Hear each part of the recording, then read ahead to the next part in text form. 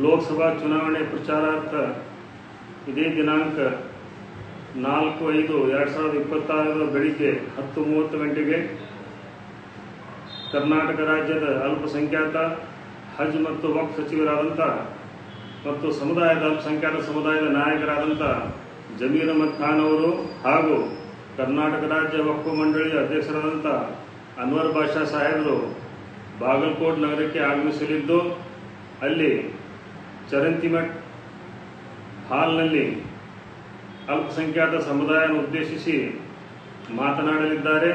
ಕಾರಣ ಜಿಲ್ಲೆಯ ಎಲ್ಲ ಸಮುದಾಯದ ಮಸೀದಿಗಳ ಮುತವಲ್ಲಿಗಳು, ಯುವಕರು ಹಾಗೂ ಹಿರಿಯರು, ಕಾಂಗ್ರೆಸ್ ಪಕ್ಷದ ಯಾವತ್ತೂ ಅಭಿಮಾನಿಗಳು, ಅಲ್ಪಸಂಖ್ಯಾತ ಸಮುದಾಯದ ಮುಖಂಡರು ಮತ್ತು ಯುವಕರು ಈ ಒಂದು ಸಭೆಯಲ್ಲಿ ಭಾಗವಹಿಸಿ ಈ ಕಾರ್ಯಕ್ರಮವನ್ನು ಯಶಸ್ವಿಗೊಳಿಸಬೇಕೆಂದು ತಮ್ಮಲ್ಲಿ ಕೋರಿಕೊಳ್ಳುತ್ತೇನೆ.